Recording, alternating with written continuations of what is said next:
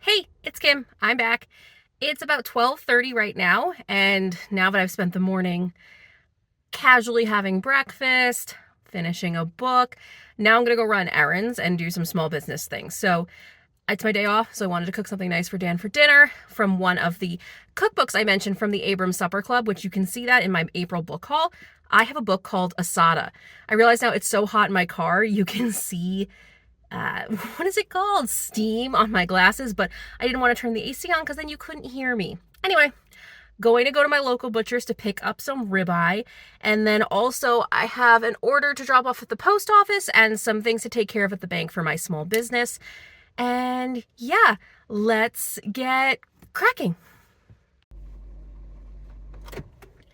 Turn the car on, turn the car back off. So I should mention that while I'm doing these errands, I am listening to a book all about bagels. I have like maybe 3 hours left of it. So I'll pop back in a little bit and tell you what I'm thinking about it. So yes, I'm currently reading Bagels, and I will put the picture right there.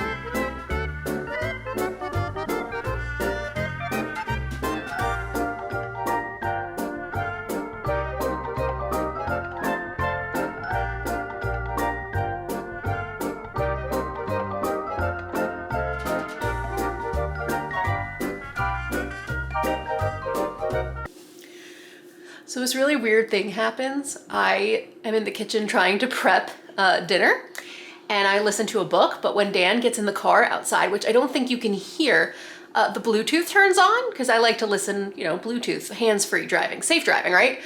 Every time I do, my phone connects to the car. So I am just awkwardly waiting for him to pull out of the driveway, and he has to leave and get a couple houses away before the Bluetooth disconnects. So I stopped the montage. You're hearing montage music anyway, but I just thought I'd just tell you that story, because does anyone else have that problem? Just me? Is it just me? Anyway, radishes.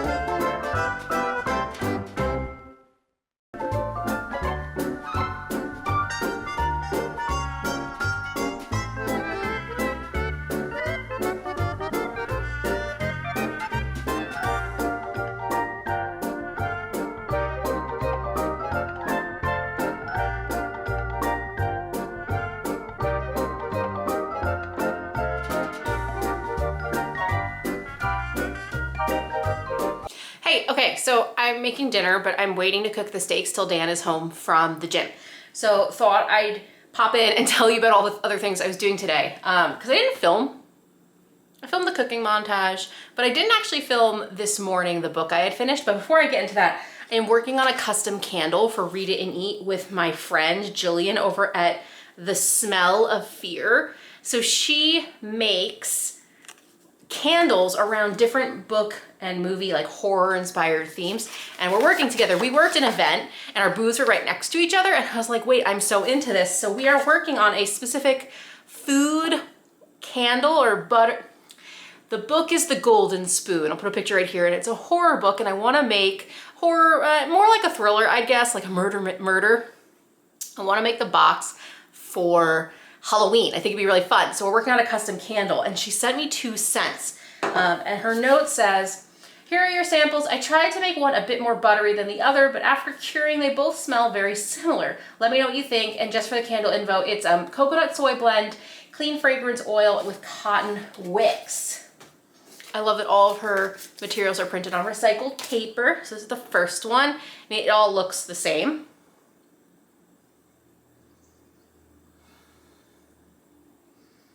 It definitely smells like butter, but it has hints of blueberry. So let me see what the second one is.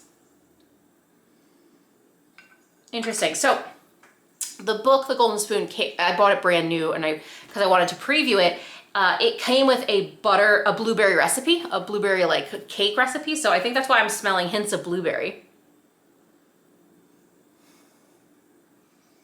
I think they actually smell similar, which I think she said was the trade-off of processing, but I think I actually like scent number 2 because it feels a little bit more balanced with the blueberry versus in scent 1, the blueberry is much more upfront. But this is super exciting. I've never like made a prototype product before.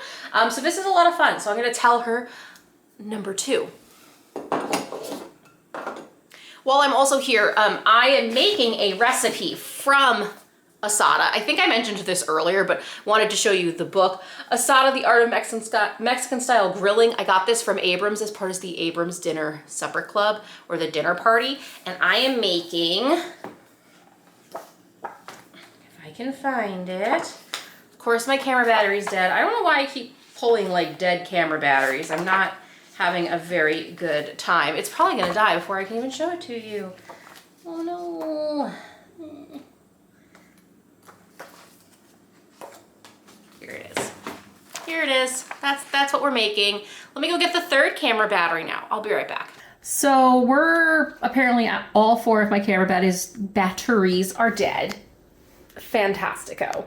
So you're gonna have to deal with me doing this on my phone, and I'm trying to find like a nice angle, and it just might not exist right now. But I wanted to tell you, so you know that I'm cooking dinner from Asada, The Art of the Mexican Style of Grilling. But earlier this morning, I actually finished Best Served Hot by Amanda Elliott. I love how I can't even remember the author of this book, even though I just read it. I do remember that Amanda Elliott is the author of Sadie on the Plate, which is one of my favorite little romance books from last year. So Sadie on the Plate involved a forbidden dating trope between the host of a cooking show, Supreme Chef, and one of its contestants, Sadie, who ended up winning and ends up opening a Jewish food-inspired restaurant, or Jewish-influenced restaurant, Jewish food restaurant, which is super cool. Which is also ironic because I'm reading and listening to a book about bagels as we speak, which is like a Jewish roots, Jewish ancestry, Jewish cuisine. Anyway, Best Served Hot is about Julie. So Julie is an Instagram influencer. She owns Julie Z Eats NYC. So she's a restaurant influencer. She hasn't made it her full-time job yet, but aspires to be. But she also wants to work in the more traditional publishing industry, but got passed over for a job by Bennett. And Bennett Richard McAllister Wright snagged her dream job. And he is much more of the old school. He's like, I don't use social media. They're the same age, but he comes from like an old school. And they're rivals, enemies to lovers, for sure, with this trope. What starts them working together is that she hears about him, she's upset, and she's at like a food and wine inspired festival, and to get ahead on the line, she lies and says like this really important chef is there. So he like runs off to go meet that important chef, comes back later and calls her out on it, and her friend has accidentally filmed their entire fight about old school, new school, and all that stuff in between. And she posts it and it goes viral. And he works for like Scroll, the magazine that, you know, print magazines are struggling in this era of digital. And she works, well, I mean, she has a part-time job working for a really rich guy a full-time job, but she's an assistant working for a really rich guy and kind of hates that job. But because of, oops, sorry, I guess I'm going to hold it like this. Sorry, my arm hurts today.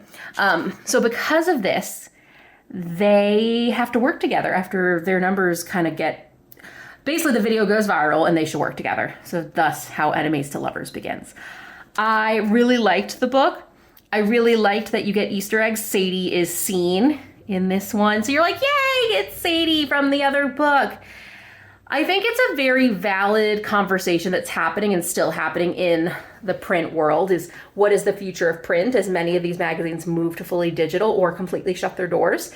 And the pressure Bennett feels is that if he doesn't make his vertical work, what is going to happen to them? You can see it with even the New York Times. What is going to is the New York Times ever going to not be in print? Is it just going to be online? I don't really know. So I thought there was a lot of really contemporary things going on. Julie also has a best friend, Alice, who works in tech, and you watch her best friend struggle with sexism in the workplace, in dude culture, in tech culture. I thought it was charming. I thought it was a very quick read, very well written. I really enjoyed it. I love books that are in the same universe, but they don't like impact each other's plot lines. It's just nice to get a wink and a nudge of Sadie. So it was a super nice book to read in the morning with my coffee on my day off. Like, it was so much fun. So wanted to get that review out really quick. And then I will be right back to talk about Bagel.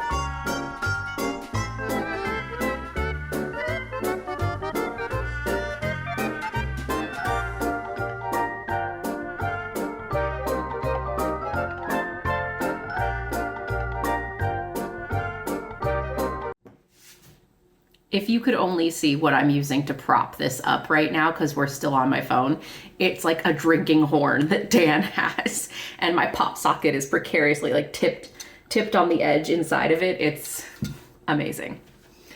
So yeah, dinner was a smashing success. I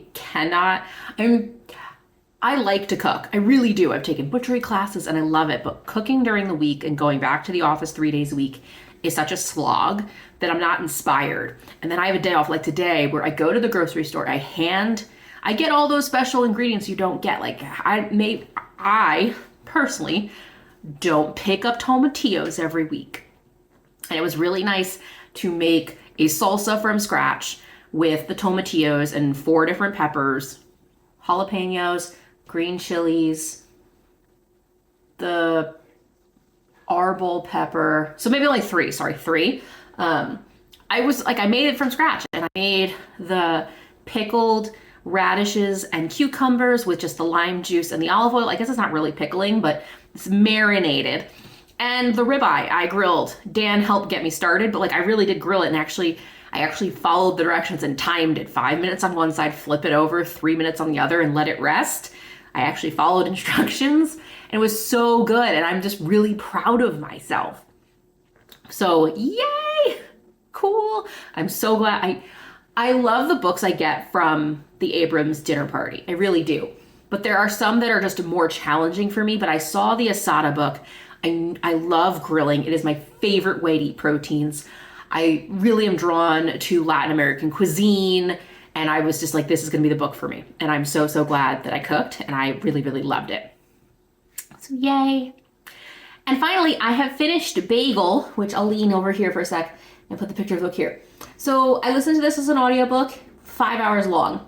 Listened to it on 1.2 speed. It went even faster, and I really liked it. So the book is broken up into 8 chapters plus an afterward. I should preface, this book came out in the early 2000s, so it is now about 20 years old. And I can feel some of that, but we go through genuinely the history of a bagel. It's where it came from in Jewish culture, in Poland, its role leading up to everything from being a bread maker at the beginning and through the world wars, through the concentration camps, its story of how the bagel then gets to America. And also, I did not realize how important bagels were to a lot of the labor movements and the unions in the United States. That was a whole element I didn't know of. When I think of unsanitary working conditions and workers' rights, I think of the book The Jungle. I think of the meatpacking industry. But I learned through this book that the bagel played a huge role in union work in the US, specifically in New York, because the experience for the bakers was terrible. They'd spend 12 to 13 hours in a basement where the ceilings were like barely 7 feet tall. The floors littered with cockroaches, rats, cats, liquid, terrible working conditions. And it's just interesting to watch how the bagel has continued to flip-flop between a item of luxury and special moments. Originally in Jewish tradition, like if you were having a child, specifically if a son was born and had his circumcision, bagels were a very specific gift that was brought, and only certain people could buy bagels for these traditions and special celebrations. Bagels often still show up at funerals in Jewish tradition. And then a couple years go by, political parties have changed, Poland's under pressure, and suddenly everyone's too poor to have bagels. And now it's still a moment of privilege and wealth, but it's because of financial reasons, the cost of wheat. Then we get to America and we're working in terrible conditions. And it's interesting because the fall of the unions was really because they didn't want to embrace technology. For a very long time, there was nothing that could replicate an artisan making his own bagels by hand and whacking up the dough and kneading the dough and so on. But now we do have these high-powered machines that can mix dough and knead dough for long periods of time. And there's friction in the unions because some want to embrace the technology and some do not. And it's all central in New York. And when outside bagel makers, like in Connecticut and New Jersey, start to show up and try to come into New York with their bagels, all hell breaks loose. And then finally, the other element, which we didn't get too much of, but some of those outside bagel companies had mob connections, like crazy to think about.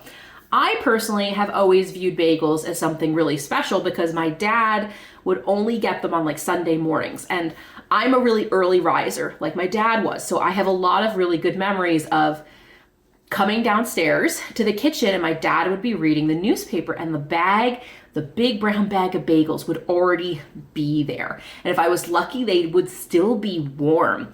And over time, my dad learned to separate out bagels because mom wanted a salt bagel. I wanted a whole wheat bagel. My mom, Megan or Jess, maybe would want salt or plain. And it's interesting how we all had our own preference, but that was such a nice thing about bagels. You could get a dozen of them. And he would even start to bag some of them, not in Ziploc bags, but in plastic bags with twist ties.